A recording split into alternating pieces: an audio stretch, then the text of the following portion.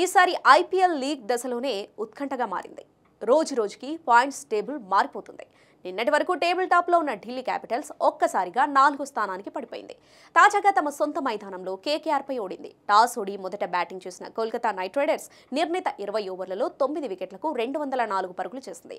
KKR ఓపెనర్లు సునీల్ నారాయణ్, రెహ్మనుల్లా గుర్బాజ్ అద్భుతమైన ఆరంభమిచ్చి power ప్లేలోనే 79 పరుగులు జోడించారు.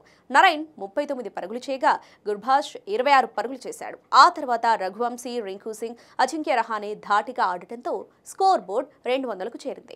అయితే భారీ రన్ రేట్ మెయింటైన్ చేస్తూ పరుగులు సాధించాల్సిన ఢిల్లీకి ఆరంభంలోనే చుక్కెదురైంది. ఫామ్లో ఉన్న ఓపెనర్ అభిషేక్ పోరెల్ స్వల్ప స్కోర్కే ఇన్నింగ్స్ ముగించేశాడు. ఈ దశలో ఢిల్లీని డూప్లెసిస్ ఆదుకున్నాడు.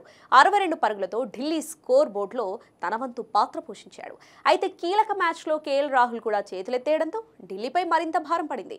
అక్షర్ పటేల్ 43 పరుగులతో మరోసారి కెప్టెన్ ఇన్నింగ్స్ ఆడాడు. చివర్లో విప్రజ్ నిగమ్ 38 పరుగులతో పోరాడినా ఫలితం లేకుండా పోయింది.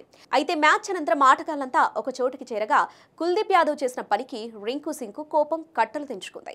ఎందుకు కొట్టాడో తెలియదు కానీ కుల్దీప్ రింకు చెంపపై 2 సార్లు కొట్టాడు. అప్పుడు రింకు కూడా కుల్దీప్ వైపు సీరియస్ గా చూశాడు. ఈ వీడియో ప్రస్తుతం నెట్టింట వైరల్ గా మారింది.